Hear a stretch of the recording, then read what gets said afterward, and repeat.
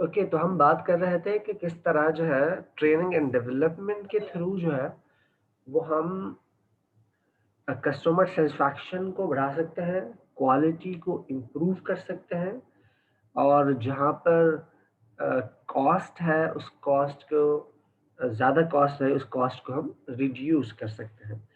अब ये तो हमने सारी बात की है कि हम जो है वो जो भी मसला होगा वो इम्प्लाई हो सकता है कि वो इम्प्लाई डिससैटिस्फैक्शन की वजह से हो, वो एम्प्लॉयी की इनकॉम्पिटेंसी की वजह से हो।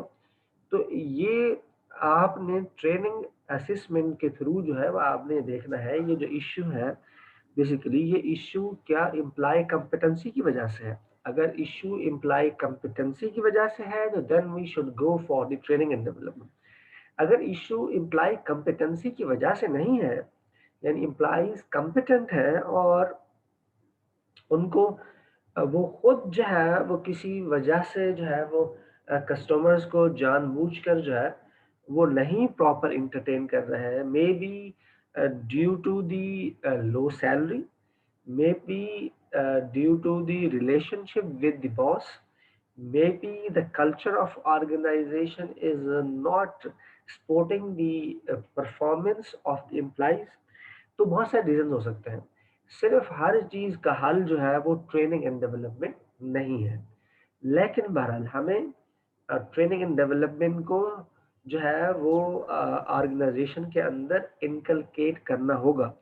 जब तक हम training and development proper training and development program inculcate नहीं करेंगे उस वक्त तक हमारी ऑर्गेनाइजेशन एक बेहतर और अच्छी ऑर्गेनाइजेशन नहीं हो सकती। इसलिए हमें proper training and development program जो है उन्हें ऑफर करना चाहिए और कुछ कम से कम लिमिटेड नंबर ऑफ ट्रेनिंग हर जो साल हो वो कंपलसरी होनी चाहिए हर हर एक एम्प्लॉय के लिए ताकि वो कंट्रीब्यूट कर सके ऑर्गेनाइजेशन के अंदर ताकि वो नई चीज़ें सीख सके ताकि वो अपने आप को अपडेट रख सके। तो ये तो कुछ होनी चाहिए, कुछ स्पेशलाइजेशन की ट्रेनिंग होनी चाहिए, कुछ डेवलपमेंट से रिलेटेड जो है प्रोग्राम्स होने चाहिए। तो ट्रेनिंग एंड डेवलपमेंट दोनों से रिलेटेड प्रोग्राम जो है वो आपके पास मौजूद होने चाहिए। Now my question is can anyone tell me what is the difference between training and development. तो ट्रेनिंग एंड डेवलपमेंट में डिफरेंस क्या होता है? जी कोई बता दे अगर तो। सर आई थिंक डेवलपमेंट में तो ये होता है कि आपको जो है एम्प्लॉय कैंडिडेट की ग्रोथ के लिए क्या है, मतलब से कैरियर जो अपॉर्चुनिटीज हैं, फैमिलीज फैसिलिटी है, मेडिकल फैसिलिटीज हैं और बोनसेज हैं, ये सब चीज़ें डेवलपमेंट में आते हैं। इसके मतलब कैंडिडेट कैरियर के लिए आप क्या कर रहे हैं, दैट इज डेवलपमेंट। मीन्स जो आप मुख्तलिफ डिपार्टमेंट में ट्रेनिंग के लिए या कहीं आप भेजते हैं ट्रेनिंग के लिए कैंडिडेट को, that is training for learning and okay ठीक है। अब वैसे आजकल ज्यादातर जो डिपार्टमेंट है कंपनी में काम कर रहे हैं खास तौर पर बैंक से दूसरे उसमें ट्रेनिंग की बजाय लर्निंग एंड डेवलपमेंट जो है वो नाम रखे हुए हैं लोगों ने। तो पहले जो है ट्रेनिंग एंड डेवलपमेंट होता था अब उसको उन्होंने चेंज करके लर्निंग एंड डेवलपमेंट के नाम से जो है वो वहाँ पर डिपार्टमेंट जो है वो खोले हुए हैं। जैसे एचबीएल का पहले ट्रेनिंग एंड डेवलपमेंट था अब उन्होंने लर्निंग के नाम से लर्निंग एंड डेवलपमेंट के नाम से जो है वो खोला हुआ है वहाँ पर। तो और क्या कोई बताना चाहेगा डिफरेंस कि ट्रेनिंग एंड डेवलपमेंट में क्या फर्क होता है? सर ट्रेनिंग जो है वो पर्टिकुलर जॉब के स्किल्स को बढ़ाने के लिए जो है ना वो दी जाती है और डेवलपमेंट जो है वो पर्सनल ग्रोथ को जो है वो इनहेंस करने के लिए दी वेरी जाती गुड, है। Very good. बहुत जो है अच्छा आपने जवाब दिया है, बहुत क्लोज है बिल्कुल एक्चुअल आंसर के। जी और कोई अपना शेयर? ट्रेनिंग आपके स्किल्स इंप्रूव करने के लिए होती है कि सॉरी आपके स्किल जो अगर ट्रेनिंग आपके स्किल्स जो अगर इम्प्रूव करने के लिए होती है कि आप कितने उसमें जो जिस फील्ड में भी काम कर रहे हैं आप उसमें और बेहतर हो जाएं। बिल्कुल ठीक है। और डेवलपमेंट? डेवलपमेंट आपके उसको कम्पिटिटिव एडवांटेज वगैरह अगर आपको गेन करना हो किसी भी चीज़ में तो वो उससे उससे रिलेटेड होती है कि आप अपनी ग्रोथ किस तरह कर सकते हैं। आप एक इंडिविजुअल की ग्रोथ के लिए वो डेवलपमेंट होती है। ओके। शैला ने लिखा है कि training is just learning when it comes to the development, it is about the growth, personal growth of individual जो है वो जो है वो ट्रेनिंग एंड डेवलपमेंट में आती है। ठीक है जी। शैला, आपने काफी बिल्कुल बहुत अच्छा जो है एक्सप्लेन किया है। और कोई कुछ कहना चाहे, कुछ कुछ अपना बताना चाहे कि what is the difference between training and development? दो चार ही लोग बोलते हैं, बाकी तो बिल्कुल खामोश ही है। जी अनवार, जरा आपसे पूछते हैं। अनवार बताइए, what is training and development, what is the difference between training and development? Anwar आप हैं हमारे साथ या खाली ज्वाइन किया हुआ है? लगता है अनवार नहीं है हमारे साथ। आगे बढ़ते हैं। जी एहसान उल हक, आप हैं हमारे साथ? जी सर। जी एहसान, जरा बताइए what is the difference between training and development? Sir training and development, like training तो ये है कि किसी काम के लिए एम्प्लॉयज़ को उस चीज़ के नॉलेज देना, उनको प्रैक्टिकल करके शो करना, और डेवलपमेंट तो यही है कि वो उसको कितना ज़्यादा इम्प्लीमेंट कर सकते हैं अपनी जॉब के अंदर, तो ये चीज़ उनकी डेवलपमेंट है। ओके ठीक है जी। और अम्मार सलीम, आप बताएंगे कुछ? सर बेसिकली सर मैं बताऊं? आप कौन है? हिरा जावेद। हीरा, चलिए अम्मार से पूछ लेते हैं। अम्मार नहीं बोलेगा तो फिर आप बोलिएगा। अम्मार, आप कुछ बोल सकते हैं? चले तो हीरा आप बोले, अम्मार खामोश है, आप बोलिए। जी हीरा, आप सर बोल। ट्रेनिंग बेसिकली इम्प्रूव करी होती है, स्किल्स को मतलब इम्प्रूव करने के लिए की जाती है, और डेवलपमेंट आई थिंक कि मतलब it helps companies to gain and retain top talent, मतलब इम्प्रूव करी होती है प्रोडक्टिविटी को। Okay good. As I thought sir. जी निगत। सर ट्रेनिंग जो है वो जैसे सबने कहा कि स्किल्स को इम्प्रूव करने के लिए होती है, मतलब कोई न्यू स्किल्स आप किसी पर्सन में, किसी एम्प्लॉय में न्यू स्किल्स आपने जनरेट करनी है तो आप उसको ट्रेन करें उसके लिए। एंड डेवलपमेंट उस पर्सनल ग्रोथ भी हो रही है, और वो उस ऑर्गेनाइजेशन के लिए और कितना यूजफुल, कितना बेनिफिशियल हो रहा है। डेवलपमेंट को इस तरह से कंसिडर करेंगे मेरा। Okay very good very good. ये सर मैं भी बताना चाहूँगी, यस पूरा है सर। जो ट्रेनिंग होती है एक्चुअली वो एम्प्लॉयज़ की जो स्किल्स होते हैं उनको डेवलप करने के लिए होता है। It's a learning process. जो डेवलपमेंट होती है that's all like overall growth of the employees and the company to improve the performance of the employees and the company. और जो ट्रेनिंग होती है that's short term and development is long term. Long term, very good.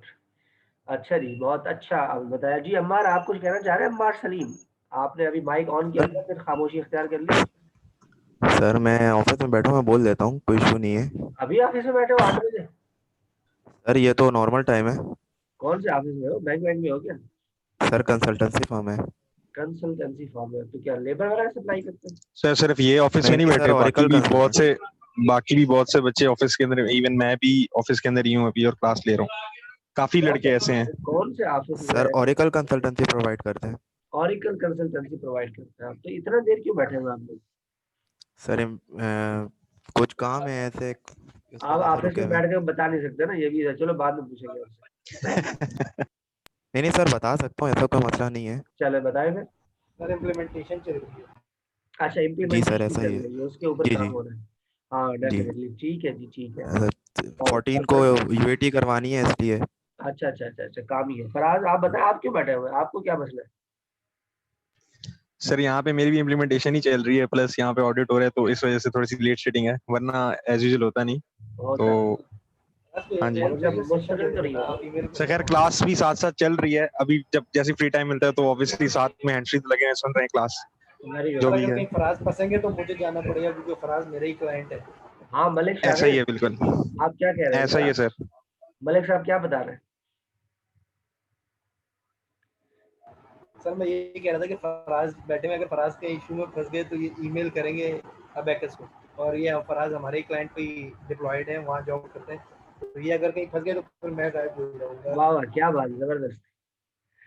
चलें ऐसा ही है। चलें जी, अच्छी बात है। आगे बढ़ते हैं जी। हमारे पास जो है ये गुलाम फरीद साहब है, इनसे कुछ पूछते हैं। गुलाम फरीद, आप कुछ बताएंगे, what is the difference between training and development? Sir training जो है वो आवाज थोड़ी हल्की आ रही है, जरा आप ऊंची आवाज में बोले ना।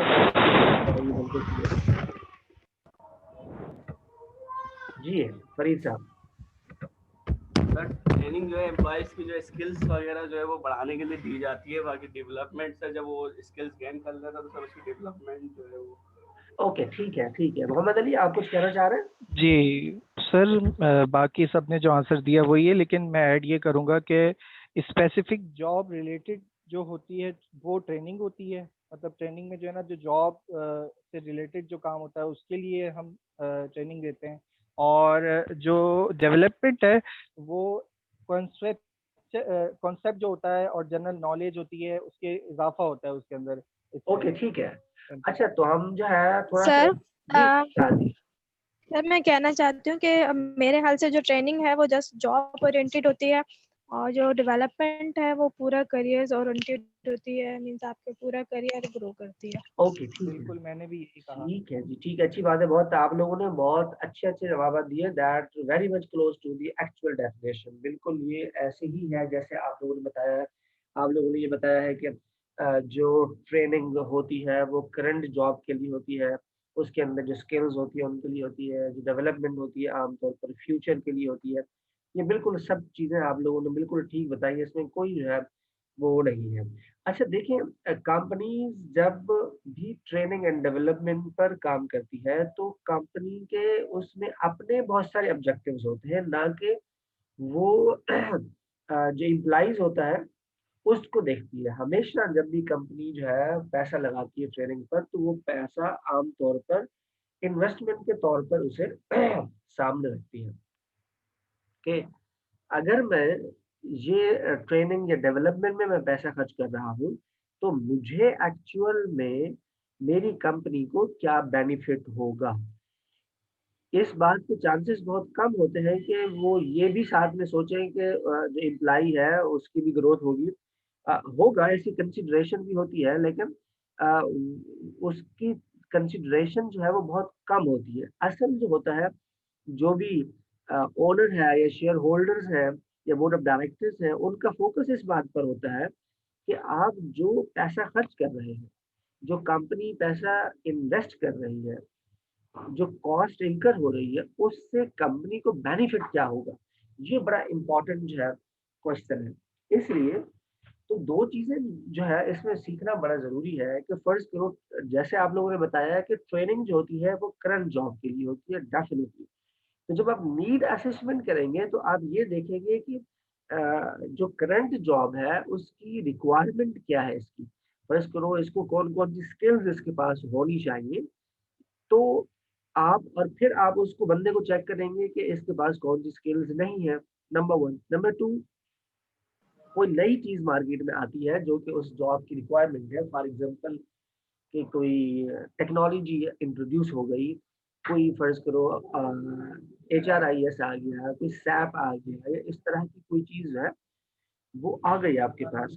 अब ऐसी सूरत हाल में जो है वो आप किस तरह जो है वो आइडेंटिफाई करेंगे ट्रेनिंग नीड।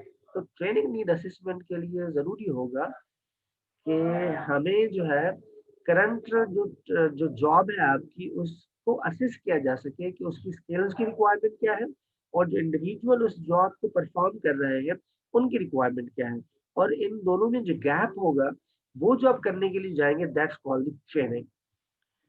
नाउ डेवलपमेंट क्या है? डेवलपमेंट ये है कि कंपनीज हमेशा जो है ऑर्गेनाइजेशन के अंदर अपना एक सक्सेशन प्लानिंग बनाती है। कोई भी कंपनी जो अच्छी कंपनीज है वो हमेशा हर एम्प्लॉइज के लिए करियर लेडर बनाती है और सक्सेशन प्लानिंग करती है। तो सक्सेशन प्लानिंग का मतलब यह है कि वो सक्सेसर तैयार करती है। फॉर एग्जांपल एक मैनेजर है तो उसके लिए अगर वो रिटायर हो जाता है या कल को वो छोड़कर दूसरी कंपनी में चला जाता है तो क्या उस कंपनी के पास उस पोजीशन को फिल करने के लिए सक्सेसर अवेलेबल है या नहीं है। तो उस कंपनी को फिल करने के लिए जो है जो सक्सेसर अवेलेबल होता है उसको डेफिनेटली आप करंट जॉब से हटकर जो उसका आने वाली जॉब है उसके लिए आप तैयार करेंगे, नंबर वन। नंबर टू, आप चाहते हैं कि आपकी ऑर्गेनाइजेशन के अंदर क्रिएटिविटी हो और न्यू आइडियाज हैं। जब क्रिएटिविटी और न्यू आइडियाज की बात होगी तो फिर आप जो है आप अपने लोगों को डेवलप करेंगे ताकि वो नई चीजें सीखें which should not be the requirement of the current job, but आप अपनी ऑर्गेनाइजेशन के अंदर इनोवेशन और क्रिएटिविटी के ऊपर काम करना चाहते हैं। तो इनोवेशन और क्रिएटिविटी के ऊपर जब आप काम करना शुरू करते हैं तो इसका मतलब ये होता है कि then it include the development. तो पहली चीज क्या हो गई, जब सक्सेशन प्लानिंग हो रही है तो सक्सेसर तैयार करने के लिए आज से 3 साल बाद आपको मैनेजर बनाना है, तो कंपनी आपके ऊपर पैसा खर्च करेगी और आपको 3 साल बाद वाली पोजीशन के लिए तैयार करेगी ताकि आप रेडी हो उस पोजीशन को ज्वाइन करने के लिए। इसी तरह जो कंपनियां जो है मैं बता रहा हूँ इनोवेशन और क्रिएटिविटी पर काम करती हैं, ऐसी कंपनियों के लिए भी जरूरी होता है कि वो अपनी ट्रेनिंग एंड डेवलपमेंट को बेहतर करें। तो अगर उनकी डेवलपमेंट बेहतर नहीं होगी तो इसका मतलब है वहां पे जिन ऑर्गेनाइजेशन के अंदर डेवलपमेंट पर एक्सपेंस नहीं किया जाता या इन्वेस्टमेंट नहीं किया जाता या पैसा खर्च नहीं किया जाता, वहां पे क्रिएटिविटी और इनोवेशन के चांसेस बहुत कम होते हैं। तो क्रिएटिविटी और इनोवेशन जो है वो इसलिए जरूरी है या उसके चांसेस इसलिए जो है वो बढ़ जाते हैं जब आप ट्रेनिंग एंड डेवलपमेंट पर आपका फोकस जो है वो ज्यादा होता है। तो ट्रेनिंग एंड डेवलपमेंट पर जितना आपका ज्यादा फोकस होगा उतना क्रिएटिविटी, इनोवेशन और आपकी जो सक्सेशन प्लानिंग है वो कामयाब होगी। जी, एनी कमेंट्स?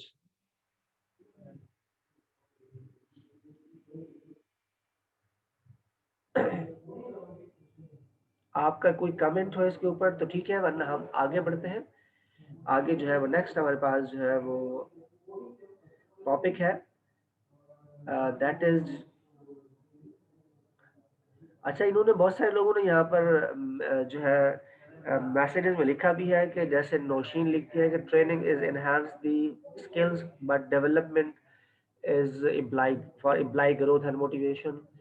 सुनहरा लिखती हैं जी training is act of learning basic skills and knowledge of particular job. बिल्कुल ठीक है। And the development means for the growth. Good. तो ये सारी चीजें जो आप बता रहे हैं बिल्कुल it is these are the relevant. तो बहुत क्रक्स इसका ये है कि training is only for the current job and development is for the future job. Training is जो है present oriented and the development is on future oriented. ठीक है जी। तो अब हम आगे बढ़ते हैं। Now the what is in the next slide, that is the orientation employee orientation। बस एम्प्लॉय ओरिएंटेशन कब होती है, कोई बता सकता है एम्प्लॉय ओरिएंटेशन कब होती है? आप में से कोई मुझे बताए एम्प्लॉय ओरिएंटेशन कब होती है? जब एम्प्लॉय ज्वाइन करते हैं, जब न्यू जॉब। हाँ, तो जरा आप में से कोई इसके ऊपर थोड़ी डिस्कस करें। चलो आप बताएं जरा ज्वाइनिंग होती है क्यों जरूरी होती है? आज कुछ कर रहे होते हैं कुछ। जी मोहम्मद अली, आप अभी रुक जाए, पहले शैला से डिस्कस कर लेते हैं। शैला आप बताएं, फिर आपके जब शैला खामोश हुई तो मोहम्मद अली आपने स्टार्ट करना है। जी शैला, आप अपने जरा पॉइंट ऑफ व्यू दीजिएगा। सर ओरिएंटेशन फर्स्ट डे होता है जिस दिन ज्वाइन करता है एम्प्लॉय, और उसको सारे अगर स्टाफ है तो उनसे मिलवाया जाता है जो अगर वो शैला आपकी आवाज नहीं आ रही है। तो वो अच्छा और मैं लिख के बता दूं। चले, शैला की आवाज नहीं आ रही है। आप मोहम्मद अली आप जरा अपना आप बताइए आप क्या कहना चाह रहे हैं कि किन लोगों के लिए होती है ट्रेनिंग और इसकी इम्पोर्टेंस क्या होती है, क्यों जो है ओरिएंटेशन बड़ी जरूरी होती है? जी मोहम्मद अली। सर रखी जाती है ताकि एम्प्लॉय को ये बताया जाए कि कंपनी जो है वो कंपनी में है क्या, उसका एम क्या है, उसके चैलेंजेस क्या हैं और डिपार्ट्स कितने हैं उसके, XYZ वो पूरी डिटेल उसमें बताई जाती है।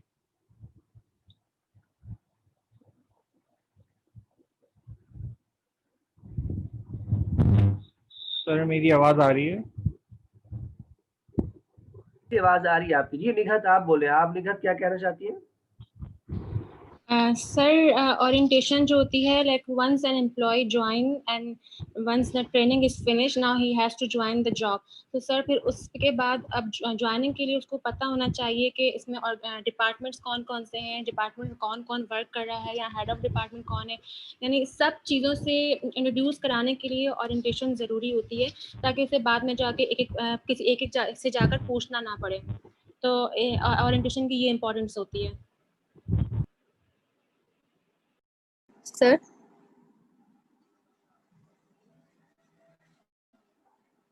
हेलो, जब आप लोगों ने यूनिवर्सिटी ज्वाइन की थी तो क्या आपकी ओरिएंटेशन हुई थी? Yes sir. बिल्कुल सर रूल्स एंड रेगुलेशन भी बताए जाते हैं साथ साथ। हाँ, तो कौन एक तरह बताएगा का कि उसके इंट्रोडक्शन अंदर होता क्या है ये चीजें एम्प्लॉय का। बताई गई थी? उस ओरिएंटेशन में किन चीजों को कवर किया था?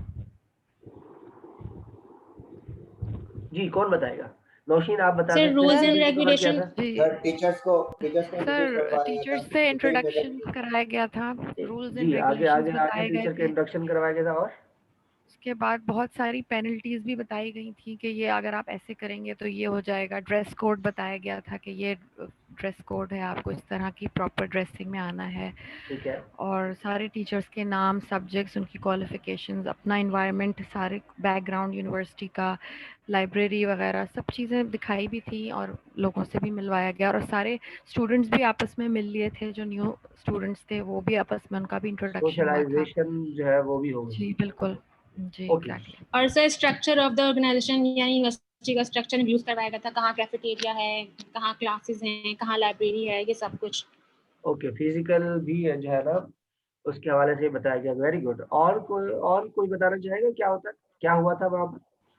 सर कि किस जगह आप जा सकते हैं, किस जगह नहीं जा सकते। अच्छा ये भी हुआ था। ये अलाउड ये है ये लड़कों के लिए होगा मेरा ख्याल है कि आप सर मैंने तो ये नहीं सुना था। सर ये जो है स्मोकिंग पे 5000 का बैन है, ये भी बताया था।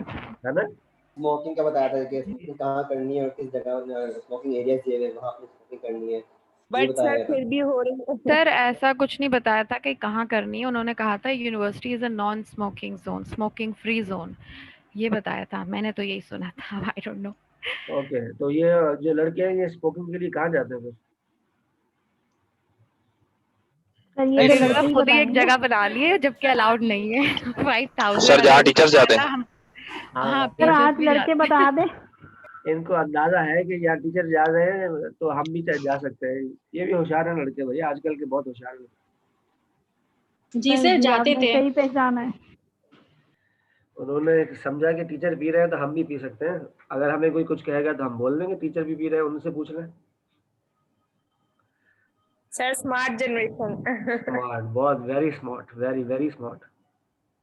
वैसे आप लोगों के बाद वाली जो जनरेशन है वो और ज्यादा खतरनाक है। आप लोगों में 18 साल वाले यस तो कम ही सर लोग होंगे। राइट। Yes sir. बिल्कुल।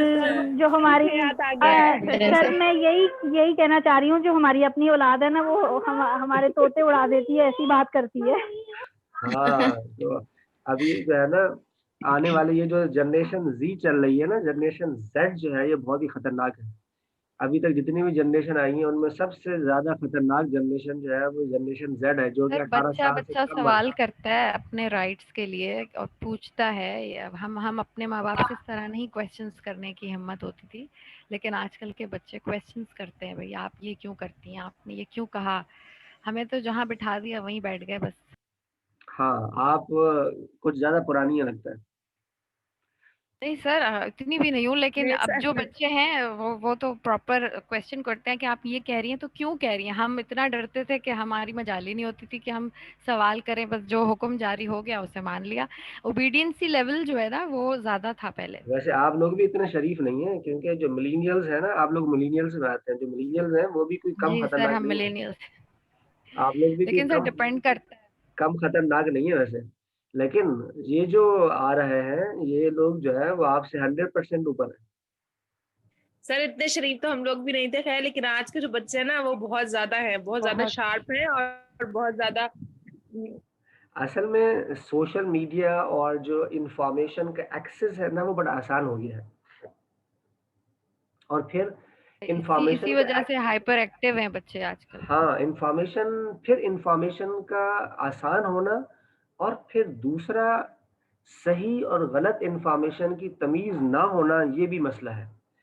ये इस वक्त जो है जो सबसे बड़ा प्रॉब्लम चल रहा है वो ये है कि इंफॉर्मेशन तो बिल्कुल एक फ्लो है इंफॉर्मेशन का, लेकिन वो इंफॉर्मेशन इतनी, उसकी ऑथेंटिसिटी, या कौन सी इंफॉर्मेशन आपके लिए बहुत अच्छी है और कौन सी इंफॉर्मेशन बहुत बुरी है, कौन सी इंफॉर्मेशन आपके रिलीजन से कंट्राडिक्ट कर रही है और कौन सी इंफॉर्मेशन आपके रिलीजन को सपोर्ट कर रही है, ये भी बहुत इम्पोर्टेंट है।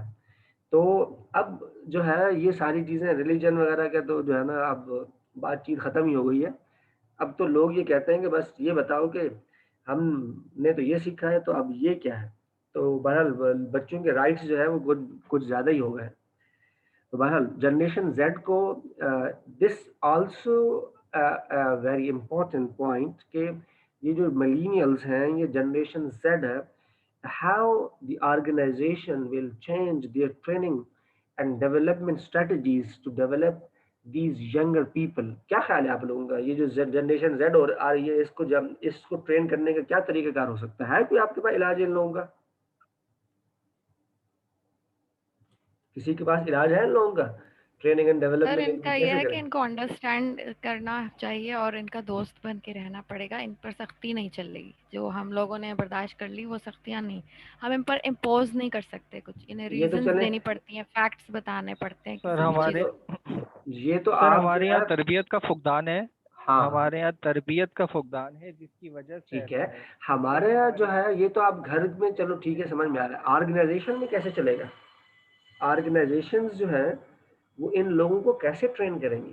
क्या ख्याल है आप लोगों के पास? कोई है दिमाग में कुछ कि इन लोगों के लिए क्या ऐसा होना चाहिए कि ये ट्रेनिंग एंड डेवलपमेंट का पार्ट बने? सर और सबसे पहले तो ऑर्गेनाइजेशन का अपना एनवायरनमेंट कितना स्ट्रिक्ट है, क्या कल्चर है। अगला बंदा उसको अडॉप्ट खुद ब खुद कर लेता है नेचुरली, क्योंकि एक बंदा एंटर हो रहा है एक बहुत बड़ी ऑर्गेनाइजेशन में, एक कल्चर चला आ रहा है, बहुत सारे लोग ऑलरेडी काम कर रहे हैं, तो पहले आने वाला उसको अडॉप्ट ज़्यादा करता है। तो ये ज़्यादा डिपेंड करता है कि आपने खुद क्या कल्चर डेवलप किया हुआ है अपनी ऑर्गेनाइजेशन में। Rules and regulations, training, development, सारी क्वालिटी, इन सब चीज़ों में आप कितने स्ट्रिक्ट हैं, कितने फोकस्ड हैं। आपके कहने का मतलब ये है कि जो ऑर्गेनाइजेशन के कल्चर हैं, वो कल्चर अगर स्ट्रांग होंगे तो ये जो जी नई पौध आ रही है ये उस कल्चर में जाकर एडजस्ट हो जाएगी। आप ऐसा ही कहना चाह रही है ना? जी, जैसे मैं इसकी एग्जांपल इस तरह दूंगी कि एक बच्चे के लिए घर का माहौल बहुत इंपॉर्टेंट होता है, वो उसको अडॉप्ट करता है, देखकर सीखता है। इसी तरह किसी एम्प्लॉय के लिए भी ऑर्गेनाइजेशनल कल्चर जो चला आ रहा है, किस तरह वहाँ लोग काम करते हैं, आपस में इंटरेक्ट करते हैं, एम्प्लॉय कितना एम्प्लॉय ओरिएंटेड है कि नहीं वो ऑर्गेनाइजेशन, ये ओके, सारी और कस्टमर को किस नज़र सर से वो आई लोग डोंट थिंक देखते सो हैं। कि बच्चे इतना मेरा ख्याल है कि हम अच्छा जी, असद से बात करते हैं। असद कुछ कहना चाह रहे हैं आपकी गुफ्तगू पर। जी असद, क्या कहना चाहते हैं? जी सर, मैं कह रहा था कि पॉलिसीज़ बननी चाहिए जो कि कंपनी और एम्प्लॉय दोनों की म्यूचुअल बेनिफिट्स के लिए हों, क्योंकि आप किसी को डंडे के ज़ोर पे नहीं चला सकते आज के दौर में मेरे हिसाब से। तो अगर आप उनको कोई प्रॉफिटेबल चीज़ दिखा रहे हैं तो फिर वो उसकी तरफ ज़्यादा अट्रैक्ट होंगे और फिर वो आपकी बात को ज़रूर मानेंगे। इसका मतलब है आप नौशीन की बात से आप कंट्राडिक्ट कर रहे हैं कि वो बात ठीक नहीं है नौशीन जो कर रही है। Sir strictness is not any solution to no sir, any it's not problem. About strictness. मैंने स्ट्रिक्टनेस की बात नहीं की, जो आपका ऑलरेडी कल्चर है वो किस हद तक एम्प्लॉय ओरिएंटेड है, क्या राइट्स हैं, जो जैसा भी है वो फेवर में है एम्प्लॉय और कस्टमर के। तो आने वाला आपका यही सवाल था ना कि आप उनको कैसे ट्रेन करेंगे, तो आधी चीज़ तो आपका माहौल ही ट्रेन कर देता है। उसके बाद फिर आपको पता चलता है आप कहाँ गलत हैं, क्या रिक्वायरमेंट्स हैं एम्प्लॉय की, उन्हें किस तरह ट्रेन करना है। वो एम्प्लॉय खुद भी, आप कहते हैं ना नीड असेसमेंट, तो बाकी चीज़ें आपको नीड असेसमेंट से पता चल जाती है कि आपने कहाँ ओके, गलती कर रहे हैं। ठीक है। और कोई कुछ कहना चाहता है? सर जी सर आई थॉट के रूल्स और रेगुलेशंस जो हैं वो सब एम्प्लॉयज के लिए इक्वल होने चाहिए। ठीक है, ठीक है। ओके, और कोई और है? सर जो आप कमिट कर रहे हैं वो दे भी रहे हो, जो फॉल्स कमेंट कर रहे प्रॉमिसेस हैं नहीं वो होने दे भी चाहिए। रहे हैं। अच्छा देखें, जब सर भी कुछ पॉलिसी, जी जी जी जी बोलेंगे ना। यस सर, कुछ पॉलिसीज और ऐसे मतलब रूल्स होने चाहिए जिससे मतलब हर जो एम्प्लॉय है उसका वो बेनिफिट भी ले सके और जो है मतलब उस हिसाब से चल सके, मतलब सबके लिए इक्वालिटी होनी चाहिए सब एम्प्लॉयज के लिए। आप लोग मेरी इस बात से कितना इत्तेफाक करते हैं कि जो घर होता है, घर की जो ट्रेनिंग होती है वो बहुत ही इम्पोर्टेंट होती है, बट जो एक्सटर्नल इन्फ्लुएंस होता है, जो सोसाइटी होती है, वो सोसाइटी उस घर के माहौल को भी चेंज कर देती है। आप लोग क्या कमेंट करना चाहेंगे इसके ऊपर? Yes sir, I am agreed. ये ऐसा होता है क्योंकि घर वाले जो भी तरबियत कर ले, लेकिन अगर बाहर आपके फ्रेंड्स की गैदरिंग कुछ ऐसी है या कुछ भी ऐसा है या आपका इन्वायरमेंट ऐसा है जहाँ पे आप जॉब करते हो, तो वो बहुत चीज़ें इफेक्ट करती हैं पूरी पर्सनैलिटी पे। वो इसके बाद जब वो पर्सन घर पे आता है तो वो उसका जो है बिहेवियर, वो सब चीज़ें उसके इनडायरेक्टली जो अभी डायरेक्टली उसकी फैमिली पे सब चीज़ों पे इफेक्ट करती हैं। ओके, और कोई? सर मुझे लगता है कि अगर तरबियत सही होती तो फिर सोसाइटी का जो इम्पैक्ट, बुरा इम्पैक्ट है, वो किसी पे भी नहीं पड़ेगा।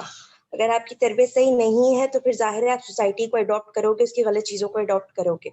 मैं ये समझती हूँ। आप ये समझते हैं? सर ये भी डिपेंड करता है कि एग्जैक्टली आपका सर, मैं भी वन बाय वन जितना एक्सपोजर होगा। One by one. जी मोहम्मद अली, आप बताएं पहले। जी सर, ऐसा ही है। अगर बच्चे की तरबियत अच्छी होगी शुरू से तो वो किसी बुरी चीज़ की तरफ जाएगा ही नहीं, या उसके अंदर वो आदत आएंगी ही नहीं। वो मतलब बिल्कुल जो है, उसकी तरबियत जब अच्छे से हुई भी होगी तो वो ऐसी चीज़ की तरफ जाएगा ही नहीं। और ऐसी बहुत सी मिसालें हमारे यहाँ मौजूद हैं। आवाज आपकी रुक गई है, स्लो हो गई है आवाज काफी। जी सर। हाँ, आप बोलें। जी सर, मैं यही कह रहा हूँ कि अगर जो है एक बच्चे की तरबियत अच्छी हुई भी है तो वो फिर जो है किसी भी उसके अंदर बुरी आदत जो है नहीं आएंगी और वो आप ये उनसे कहना बचेगा चाहते हैं कि हमेशा। एक्सटर्नल एनवायरनमेंट का कोई बहुत ज्यादा इम्पैक्ट नहीं होता है अगर आपका जो सर होता है, कल्चर है उसका बहुत भी साउंड हो इम्पैक्ट तो। पड़ता है। नहीं, इससे इनकार नहीं है, उसका भी इम्पैक्ट पड़ता है। लेकिन अगर उसकी शुरू से तरबियत अच्छी हुई होगी तो वो उन चीज़ों से बचेगा। लेकिन अगर उसकी तरबियत सही से नहीं हुई तो वो फिर ज़्यादा जल्दी बाहर की चीज़ें अडॉप्ट कर लेगा और फिर उसके अंदर वो आदत जो है वो जल्दी आ जाएंगी। ठीक है। सर अगर मैं ऐड करना चाहूँगी। जी प्लीज। सर हर वालिदैन अपनी औलाद की तरबियत बहुत अच्छी करते हैं और उनको कभी भी एड्रेस नहीं करते हैं कि आप एनवायरमेंटल इफेक्ट्स को अपने पे हावी होने ना दें। लेकिन जाहिर सी बात है, इट्स साइकोलॉजिकल प्रोसेस। आप उम्र के साथ साथ बहुत सी चीज़ें सीखते हैं और ये जब आप घर से बाहर निकलते हैं प्रैक्टिकल लाइफ में तो आप बहुत सी चीज़ें सीखते हैं। तो ये आपकी घर से जो ट्रेनिंग होती है इसका तो बहुत बड़ा हाथ होता है। दूसरा सर, जो हम एजुकेशन लेते हैं इसमें हमारी अपनी लॉयल्टी कितनी है एक इंसान की, वो बहुत मैटर करती है। Okay, very good. जी उमर,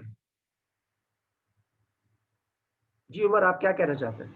जी सर मेरे कहने का ये है कि जो शुरू से ही बंदा ऐसा प्लान और ट्रेनिंग तैयार करे जो उसको उस तरफ मतलब माइल ही ना करे ठीक है। जो गैर तरबियत याफ्ता या जो गंदी, आप अच्छा सोच रहे हैं। तो उसके बाद ट्रेनिंग गोल्स और ऐसे फिक्स हो के।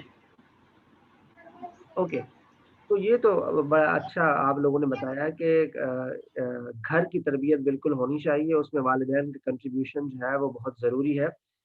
बट अगर ओवरऑल जो सोसाइटी है वो चेंज हो रही है, उसके अंदर कोई नई करैक्टरिस्टिक्स आ रही हैं सोसाइटी के अंदर, तो वो जो करैक्टरिस्टिक्स होंगी वो आपके घर तक भी पहुंचेगी। ये ज़रूर है कि उसमें थोड़ी देर हो सकती है, लेकिन वो सोसाइटी के अंदर जो डेवलपमेंट आई है वो आपके घर तक पहुंच जाएगी। जल्दी पहुंच सकती है, देर से पहुंच सकती है, लेकिन क्योंकि वो सोसाइटी का पार्ट है, हाँ उसमें ज़रूर ये है कि थोड़ी बहुत चीज़ें ऐसी हो सकती हैं जिनको आप इनकलकेट करने से बचा सकते हैं, जो कि बहुत ज़्यादा ज़रूरी है।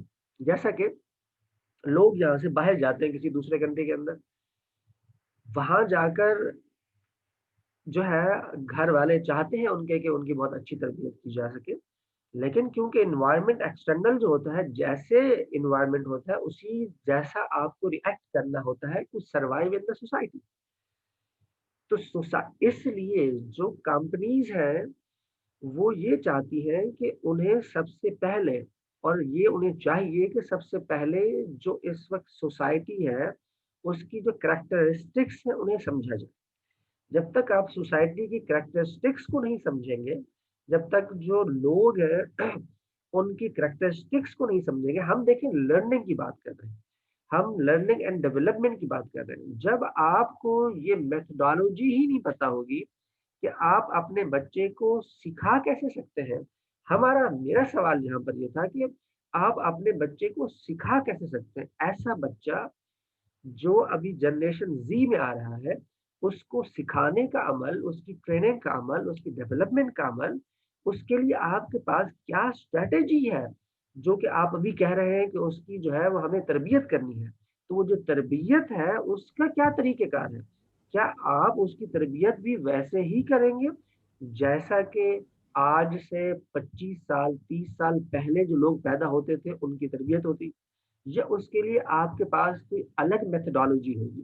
तो हम तरबियत की ही बात कर रहे हैं, हम लर्निंग एंड डेवलपमेंट की ही बात कर रहे हैं, बट द वे हम उनको जो है ट्रेन करेंगे, वो वेज क्या होंगे, वो स्ट्रैटेजीज क्या होंगी, वो मेथोडोलॉजीज क्या होंगी, वो तरीकाकार क्या होगा, उसको हमने डिस्कस करना है। ये हमारा लेक्चर एंड हो रहा है, हम नेक्स्ट लेक्चर की तरफ बढ़ेंगे, उसके अंदर फिर हम दोबारा इसी टॉपिक को लेके हम आगे बढ़ेंगे और डिस्कस करेंगे। तो आप 2 मिनट वेट कीजिएगा, ये मैं स्लाइड सेव करूंगा, फिर आपसे बात होगी, फिर हम आगे और मजीद जो है इसी को लेकर डिस्कस करेंगे कि क्या जनरेशन जेड के लिए हमारे पास क्या मेथोडोलॉजीज हैं जिसको यूज करके हम जनरेशन जेड को ट्रेन कर सकते हैं, उन्हें